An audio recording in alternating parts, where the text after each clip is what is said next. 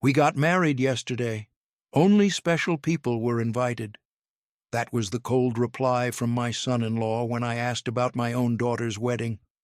I was stunned into silence, completely unaware that Stella, the daughter I had raised my entire life, had cut me out of the most important day of her life.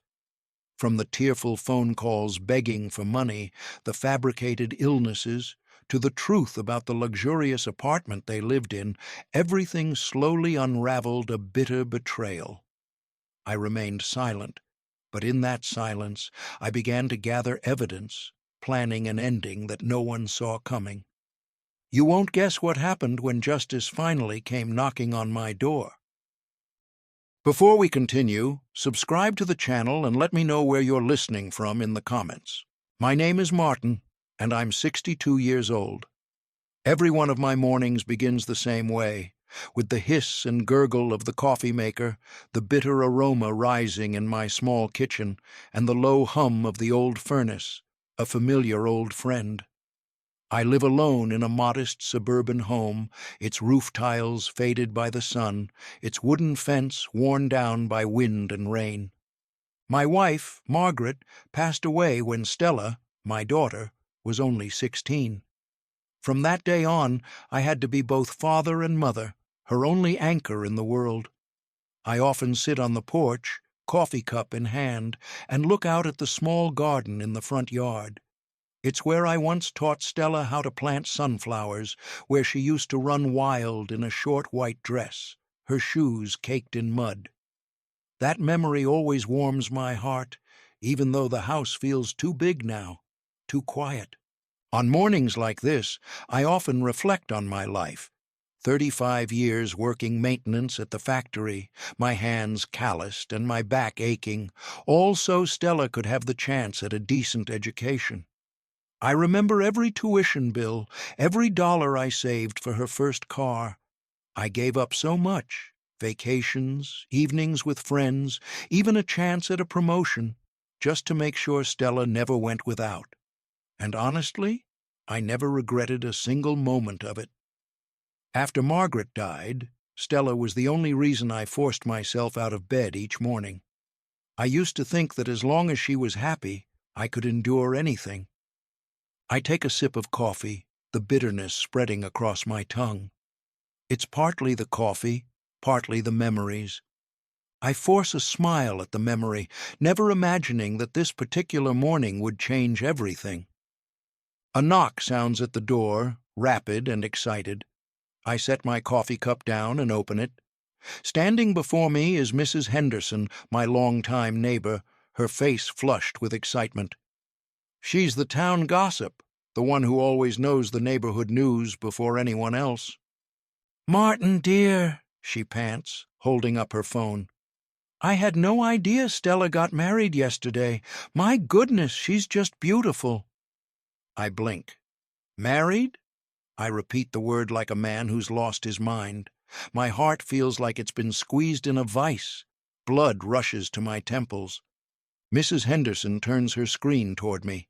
There, Stella, my only daughter, is radiant in a magnificent white wedding gown, standing beside Albert, who is sharp in a black tuxedo, a wide smile on his face. Everything is perfect, except for one thing. The father of the bride is nowhere to be seen. My legs feel heavy, as if I've just missed a step in the dark. My lips move, but no words come out. The image of Stella on her big day, with no sign of me, cuts through me like a blade. Memories flood my mind like a hurricane. The nights I stayed up holding her as she cried for her mother, the days I worked the night shift just to afford her school books, the times I waited outside the school auditorium for her play to finish. All that effort, and yesterday, I didn't even know she had become a bride. "Martin, you must be so proud, aren't you?" Mrs. Henderson smiles innocently, completely unaware that she has just delivered a fatal blow. I press my lips together and manage a stiff nod. "Yes, proud." My voice is hoarse, choked with emotion.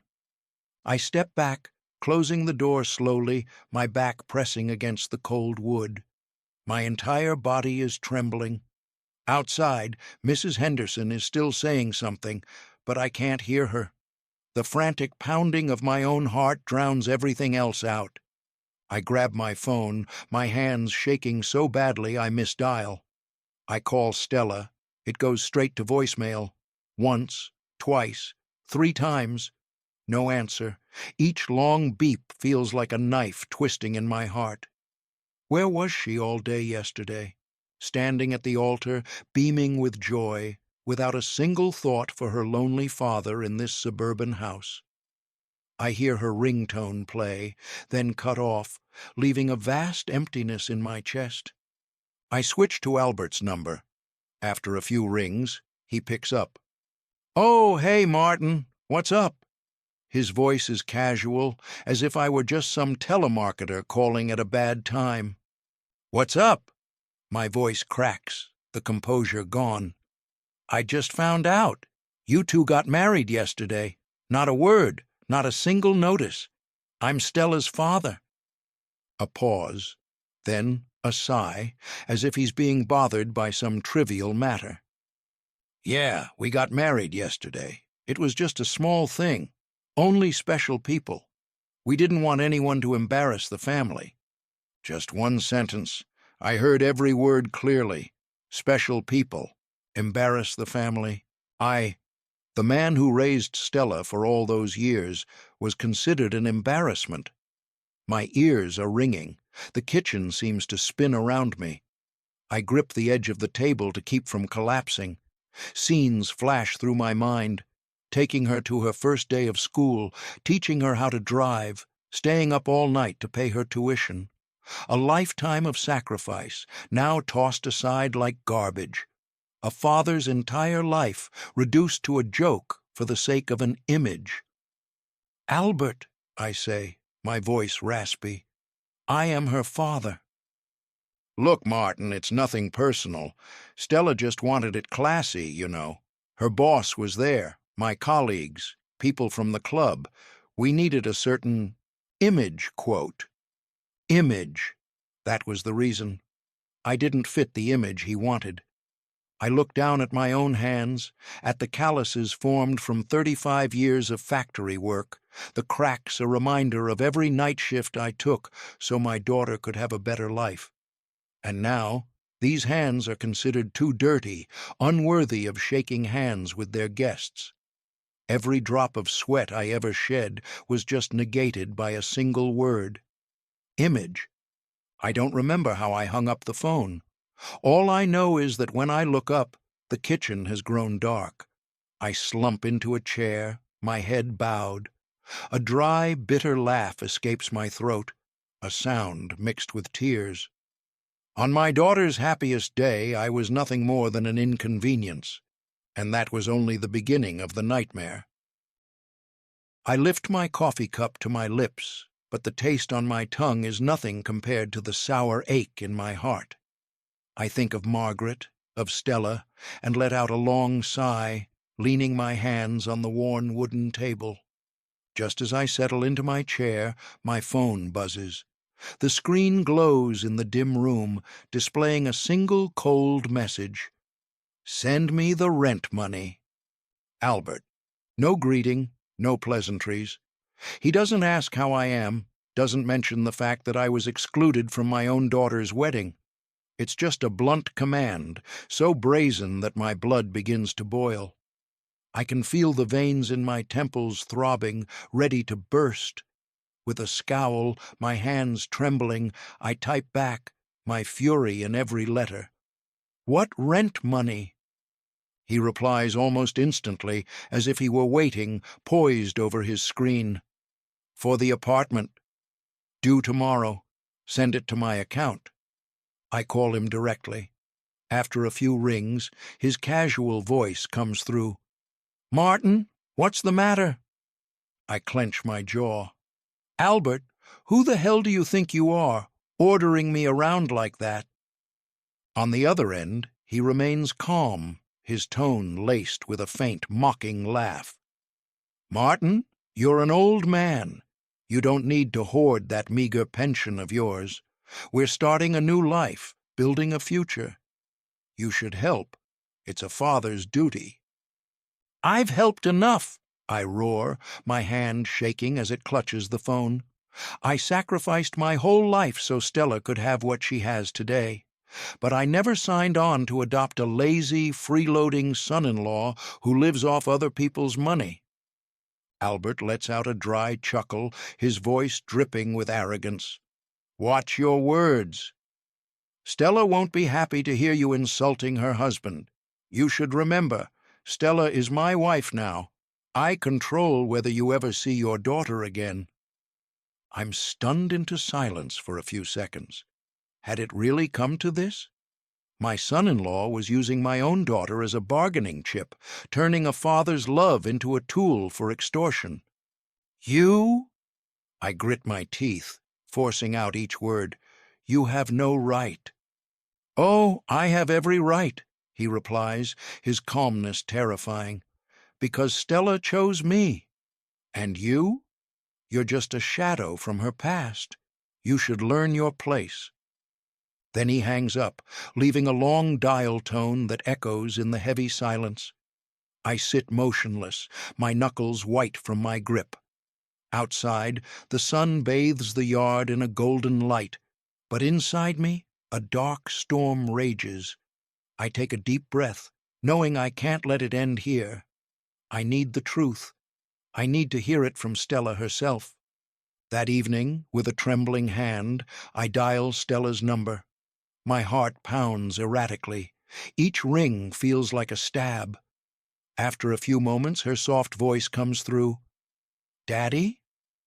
"Stella," I say, trying to keep my voice steady, but the words feel as heavy as lead. "I want the truth. For months now, all the money I've sent, what did you use it for?" Silence on the other end. I can hear her sharp intake of breath, as if the air is caught in her throat. A long pause, then Stella says quietly, I just needed money for my student loan payments." "Stop lying," I snap, my control finally breaking. "Albert just texted me demanding rent money. Explain that." A dead silence follows. Then Stella sighs, her voice fading as if she wants to disappear. "Okay, it was for rent and some other expenses. But, Daddy, we were really struggling." I feel as if I've been pushed off a cliff. "How long?" "Since June." I turn on my computer and pull up my bank statements. My vision blurs as the numbers appear on the screen. $1,200 each month. June, July, August, September. In just 4 months, nearly $8,000 had vanished. The numbers dance before my eyes, each one a cut on my heart. "Stella," my voice breaks, my eyes welling up. "All those times you called me crying, saying you needed money for student loans, for medical bills, for car repairs. Was all of it a lie?" The other end is silent. I can only hear her shaky breathing. Finally, a faint whisper comes through. "I'm sorry, Daddy." I didn't know what else to do. Albert lost his job, and I didn't want to lose the apartment. I was afraid of losing everything. I close my eyes, my hand trembling as it clutches the phone. And the most bitter pill to swallow. On the most important day of her life, I was cast aside like a stain. "Stella," I say, my voice hoarse, but each word heavy as stone, "you didn't just take my money. You took my trust." I sit in silence for hours after that call. The memories of the child I used to walk to school, whose scraped knees I bandaged, who I held tightly after every nightmare, now blend with the image of a grown woman colluding with her husband to turn me into a bottomless wallet. This pain is no longer a scratch. It's a knife driven straight through my heart. I know, from that moment on, nothing could ever be the same again. The next morning, I walk into the bank with a heavy heart. I walk straight to the counter and say in a raspy voice, I'd like to print my complete statements for the last 6 months. The young teller types for a moment before handing me a thick stack of papers. My hands shake as I take them. I sit down in a chair by the window and begin to turn the pages. The numbers leap out at me, each line a fresh cut. I review the transfers Stella had cried over the phone for. In June, $1,200. The medical emergency was just expensive cosmetic dentistry for my son-in-law. In July, another $1,500. Stella had called in the middle of the night, her voice choked with sobs, saying Albert was in the hospital with stomach pains. I sent the money immediately, without a second thought. But weeks later, I learned from an acquaintance that the money had become a set of luxury dental implants. There was no hospital, only a lavish dental clinic in the city center. August, another $1,200. Car repair, Stella had said. I imagined her old car broken down on the side of the road and felt a sense of urgency. The truth, however, was a brand-new set of rims for Albert's BMW, gleaming in the sun, a flaunting insult. Then, in September, $800. Stella called in a panic, claiming their utilities were past due and the company was threatening to shut them off. I rushed the transfer, picturing my daughter shivering in the dark. But a few days later, I stumbled upon a photo on her social media. The two of them, hand in hand at a mountain resort, lounging by a crystal blue pool with colorful cocktails. Utilities had been transformed into a lavish weekend getaway. I remember Albert's smirk during that dinner at their luxurious apartment and Stella's tears during those late-night calls for money. It was all an act. I pause, my hands trembling violently, my heart racing. These statements are no longer just dry documents. They are living proof, a stark indictment of the truth. My daughter and son-in-law had concocted a series of lies to bleed me dry. I close my eyes, hearing Stella's choked voice from all those calls echoing in my head. Daddy, just this once. I had believed her. I had sacrificed.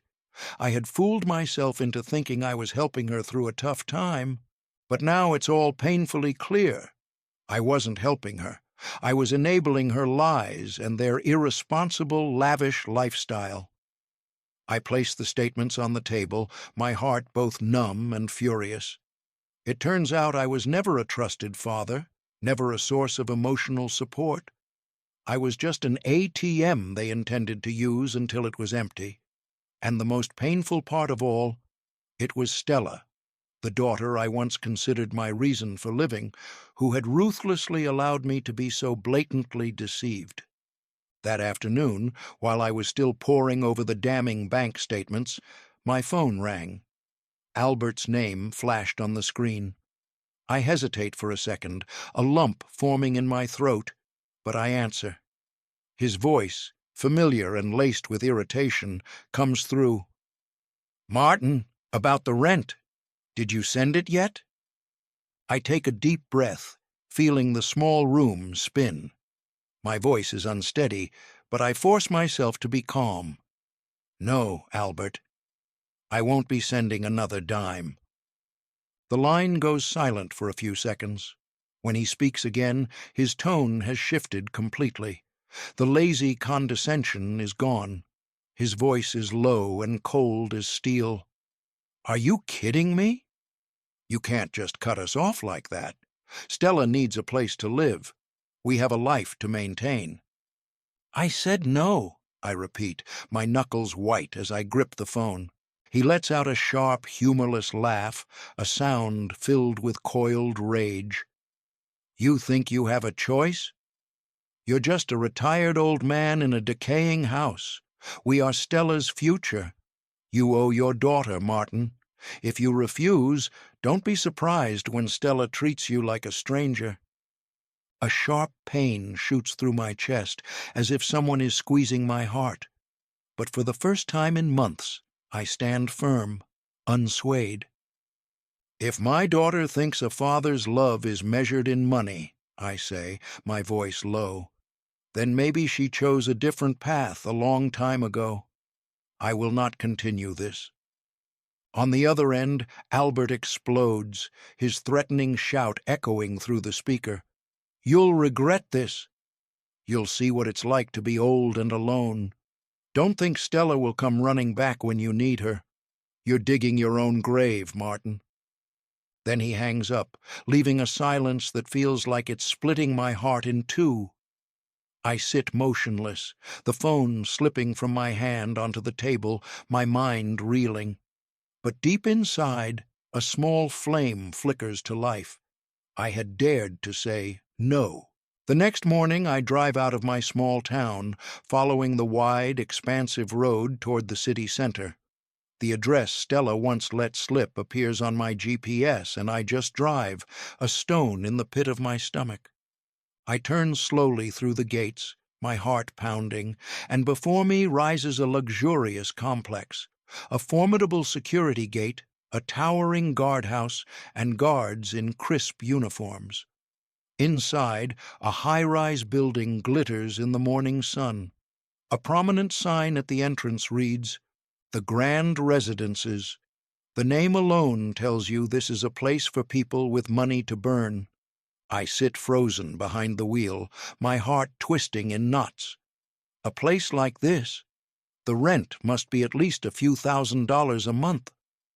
I muster the courage to ask the security guard. His voice is flat, bored, as if he's answered this question 100 times. A 2-bedroom? Starts at around $2,800, sir. Hearing that, I give a slight nod, but my throat is tight, a wave of shame and anger washing over me. The sight is a slap in the face, exposing the naked truth. This wasn't the home of a struggling young couple. This was the world of arrogant people living far beyond their means, pushing the burden onto someone else. I grip the steering wheel, my heart constricting. In that moment, I understand. They weren't in need. They were just greedy. And it was that greed that had buried what little was left of our father-daughter bond. I peer out the window. Albert's gleaming BMW is parked right behind the old, reliable Honda that has been with me for nearly 20 years. The dazzling sight only magnifies the chasm between their life and mine. Stella gets out hesitantly, her eyes red and swollen, but she can't bring herself to look at me. Albert is a different story. He shoves his car door shut, strides aggressively up the steps, and puffs out his chest as if he's entering his own territory. Before he can even knock, Stella pulls out the spare key I gave her years ago and lets herself in, as if this house no longer belongs to me. Her voice trembles. "Daddy, we need to talk." But before I can reply, Albert cuts in, his voice dripping with entitlement and ice. "Martin, we're here to settle this rent issue once and for all. You need to give us a clear answer right now. We need the money, and we need it now." I stand silently in the middle of the living room, my hands still stained with grease from the garage. I stare into his eyes, trying to keep my anger from erupting. "I've already told you," I reply, my voice hoarse but firm. "I am not sending another dime." The room falls into a heavy silence for a moment. Then Albert scoffs, a harsh, grating sound that makes the small space feel even more suffocating. "Do you really think you can just turn your back on us? You're old, Martin. Have you ever thought about who will take care of you when you're weak and stuck in a bed? Who will be there for you when you can't manage on your own? If you don't help us now, don't you dare expect us to help you later." His words are a cold blade plunging into my heart. I look at Stella, expecting, hoping she'll say something, that she'll defend me. But she just turns her head away, her eyes brimming with tears, and remains silent. The daughter I raised, day by day, now stands by and lets her husband insult and threaten her own father in his own home. It's not just the ultimate insult, it's a brazen betrayal. I clench my teeth and say through them, "Get out of my house." But Albert doesn't move. He casually sinks into the sofa, draping his arms over the back as if taking possession of it. "We're not going anywhere until you promise to keep helping." Stella sits down next to him, her eyes red, but she says nothing to oppose him. In that moment, I know I've hit rock bottom. The last shred of respect has been torn away, replaced by shameless threats and contempt.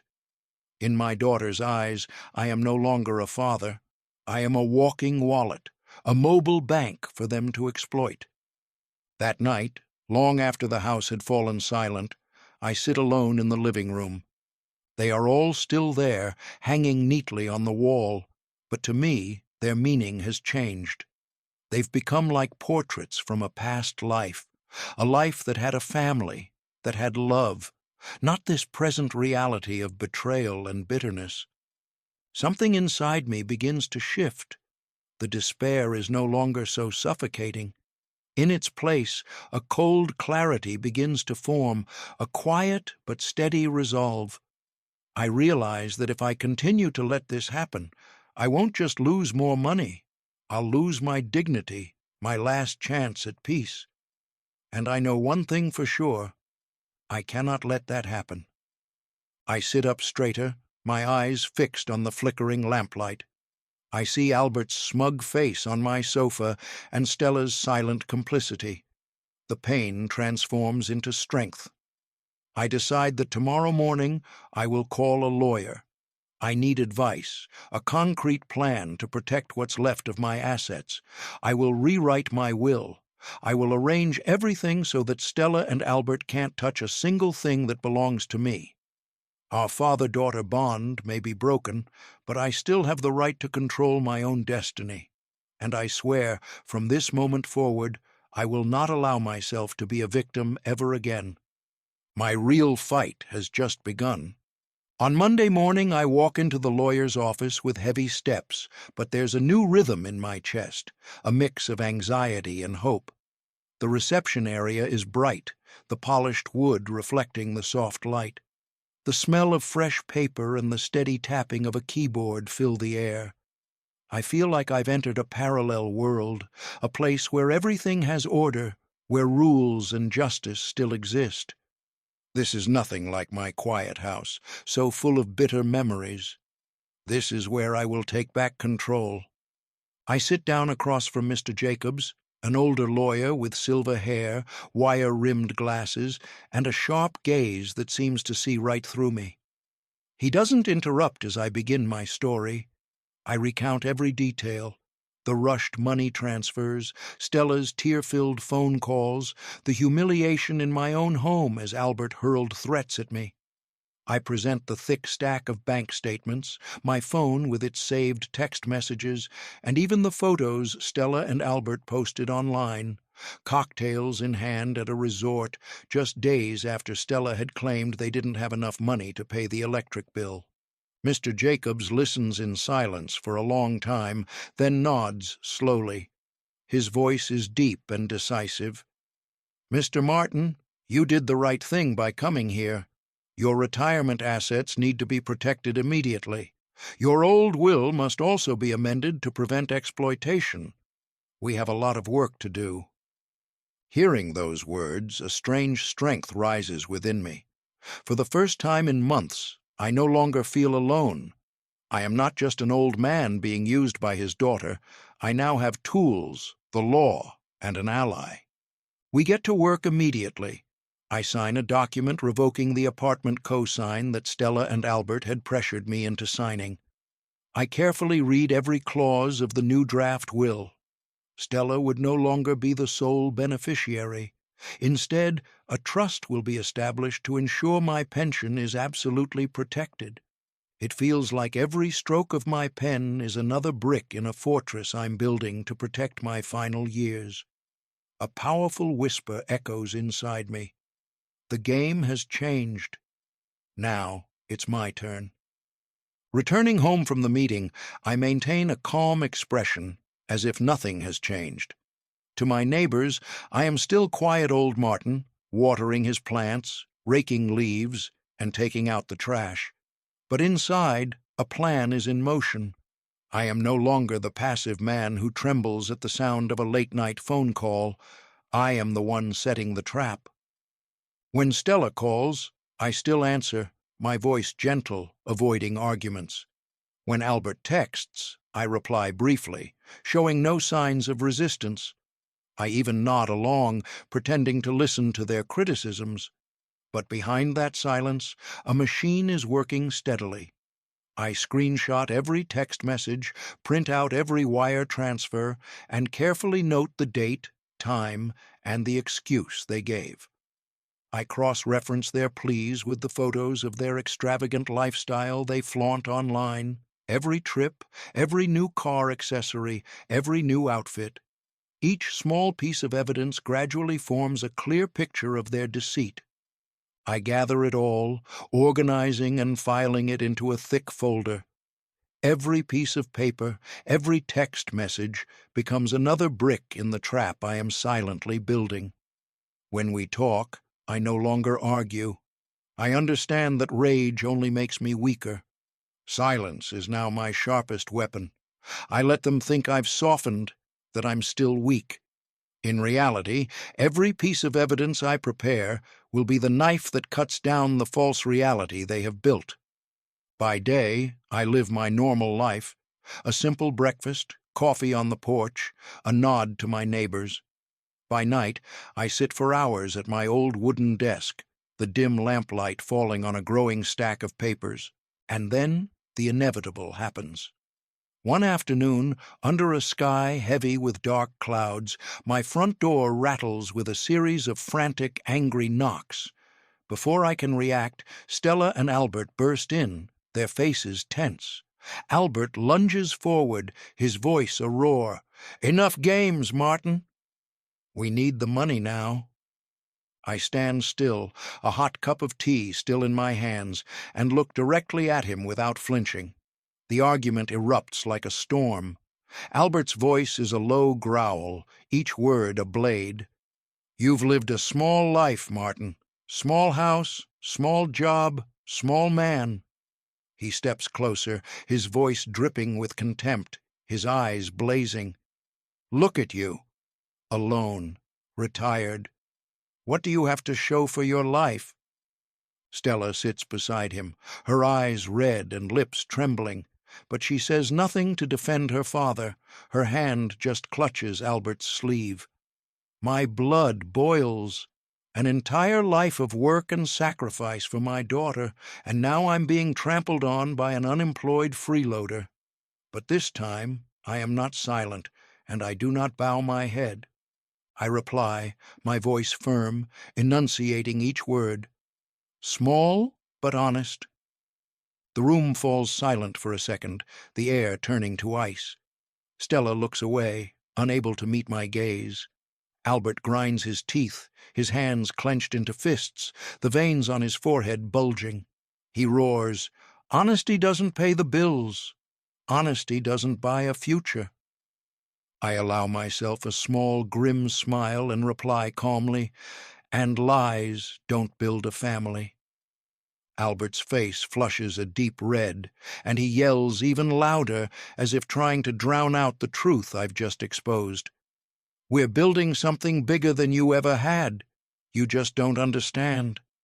I remain calm and reply, "Bigger doesn't mean better, especially when it's built on deceit.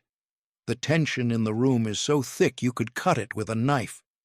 Stella bursts into tears, pleading, "Daddy, please, stop fighting. Just help us this once." But I know this isn't a one-time thing. This is an endless cycle that I have decided to break. I slowly set my teacup on the table and sit up straight, looking directly at the two people before me. I don't need to shout, I don't need to argue. My composure is the clearest declaration that the era of being taken for granted is over. I know that my words, small but honest, were the sharpest blow. It's the one thing he can never refute because he has never lived an honest day in his life. And in the furious, wild look in Albert's eyes, I realize the real battle has just begun. 6 months pass. The small suburban house returns to its peaceful rhythm. I wake up early, brew a pot of coffee, and go out to the garden to prune the rose bushes Margaret planted years ago. In the afternoons, I read on the porch, listening to the sparrows chirp and watching the sunset pour golden light over the trees. Occasionally, I walk around the neighborhood, greeting a few acquaintances, sharing a simple joke. One day, Mrs. Henderson brings over a fresh batch of cookies, and we sit on the porch, sipping tea and talking about small, everyday things. I realize it's been a long time since I've laughed so freely. I'm starting to find myself again, no longer living in the shadow of Stella and Albert. I'm learning to enjoy the small pleasures, a cup of tea in the afternoon, a letter from an old friend, a long walk with no purpose other than to feel the wind in the trees. I realize that being a good father doesn't mean letting your child trample all over your boundaries. Sometimes true love means knowing when to say, "Enough," to stand firm against tears that no longer come from a genuine place.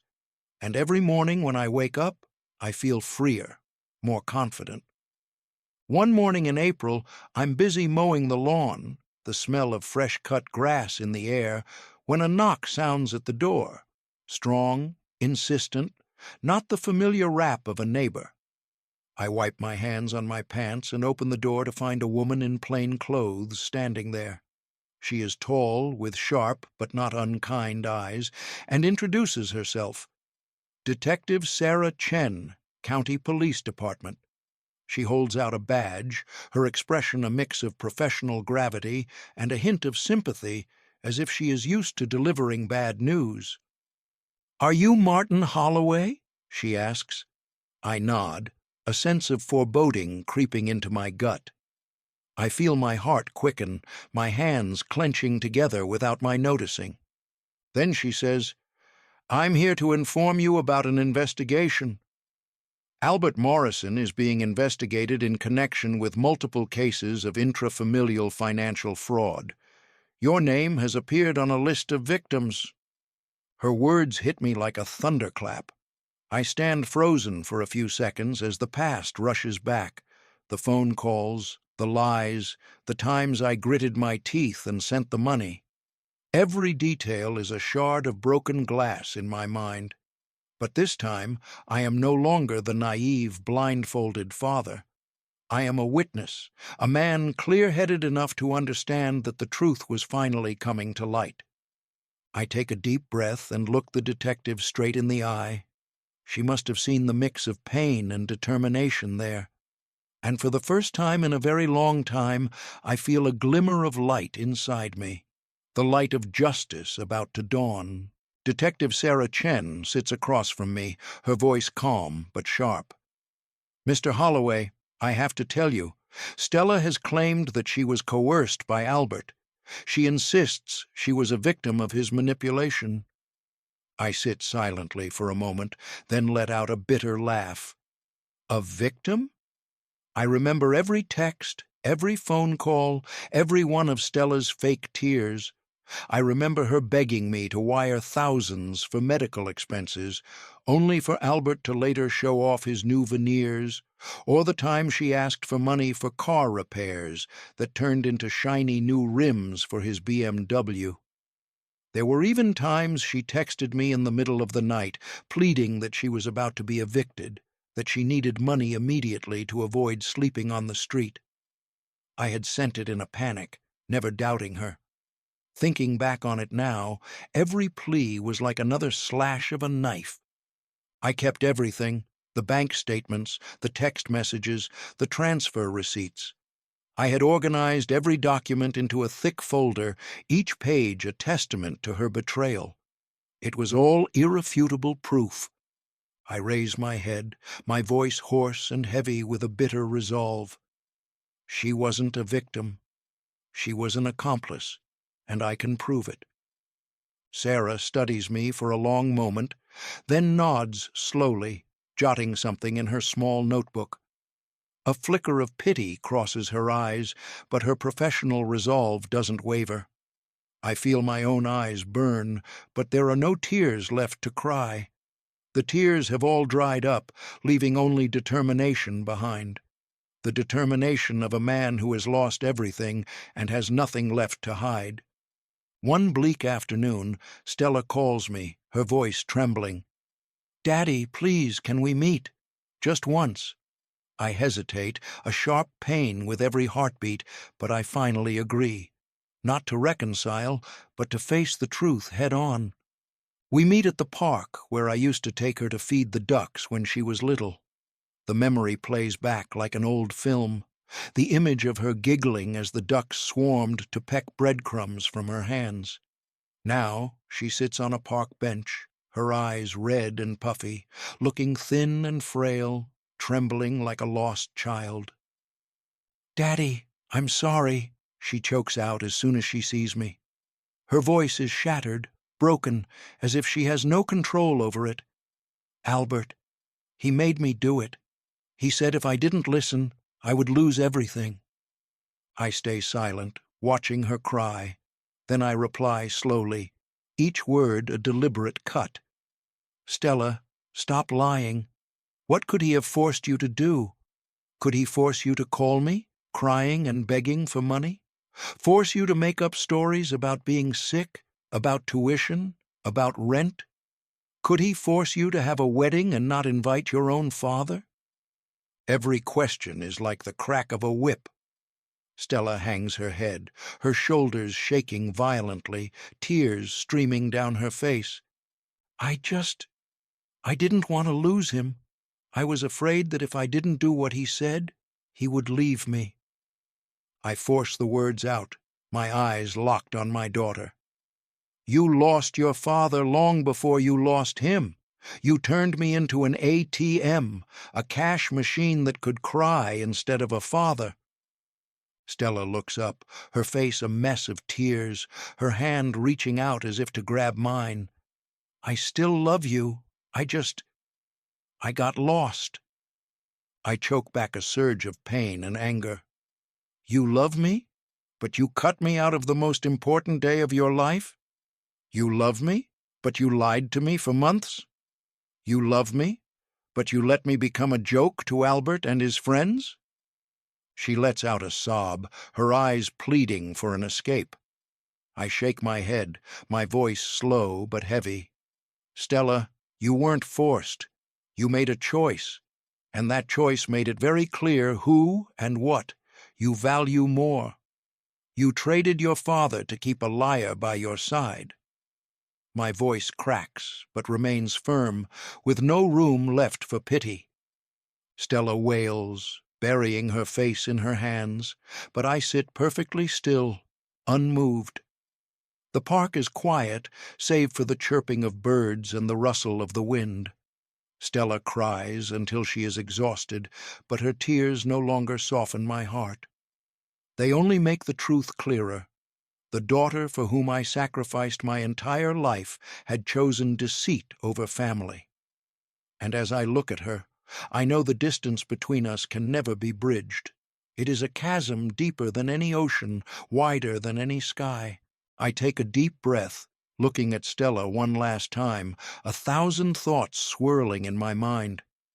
"I won't press charges, but I won't lie to protect you either," I say, my voice low but decisive, each word landing like a hammer blow. Stella chokes out, "Daddy, please, just this once." I cut her off, my voice cold as steel. "You have to take responsibility for your own choices. I will not help you escape the consequences by hiding the truth. There are no more once more times." Stella's face turns pale, her eyes hollow, like someone who has just lost their most precious possession. I see her trembling hands reach out as if to pull me back, but there is nothing left to hold on to. She understands, this time, there is no saving it. I stand up, feeling as if a ton of bricks has been lifted from my shoulders, and leave her there on the park bench, alone with her tears. My heart is heavy, but there is a strange sense of peace. I know I have done the right thing, even if my heart is bleeding. As I walk away, I hear Stella's sobs behind me, her faint call lost in the wind. "Daddy, don't leave me." But I don't turn back. I walk straight ahead, my steps heavy but sure. I know that moment has closed a painful chapter of my life. I am no longer the father who was used and disrespected. I have gotten myself back, even if the price was losing the daughter I once considered my everything. And in that loss, there is a kind of rebirth, a reminder that love cannot exist where the truth is buried. The news spread through town like a wildfire. Albert Morrison was taken to court, faced with irrefutable evidence, financial fraud, swindling multiple families, and exploiting his own relatives. The trial ended with a heavy sentence. The newspapers published photos of him with his head bowed before the cameras, hands in cuffs, his name disgraced everywhere. The artificial glamour he had built around himself crumbled in an instant. Stella did not escape the consequences either. She lost her job, was ostracized by her colleagues, and eventually had to move into a small, run-down apartment that she could barely afford. The fancy parties and expensive cars were gone, replaced by difficult days and the scornful looks of others. The reputation she had traded everything for had vanished into thin air. I didn't hear this from the news, but from Mrs. Henderson, my neighbor who still brought me baked goods every weekend. As she told me the story, I felt no anger, no satisfaction. There was only a quiet sense of relief. Justice had found its own way, without any further intervention from me. My life turned a new page. I decided to join the senior club in town. There, I met many people and listened to their stories of being financially exploited by their children or relatives. I shared my own experience, warning them not to make the same mistakes I had. Every word I spoke not only helped them, but also helped to heal me. I made new friends, people to play chess with, to go for walks with, to share a laugh with on a sunny afternoon. I began to feel a sense of peace, something I thought I had lost forever. I wake up each day with a small purpose, to plant a new flower, to read another chapter of a book, or simply to tell a story to a new friend. Looking back on the road I've traveled, I've come to understand something. Family isn't just about blood. True family are the people who respect you, who love you unconditionally. Stella chose her path, and I cannot change her choice, but I can choose how I live my own life. Thank you for listening to the story until the end. If you've ever been through a similar situation or have any thoughts on this story, please share them in the comments so we can discuss them together. Don't forget to subscribe to the channel and turn on notifications so you don't miss the next story.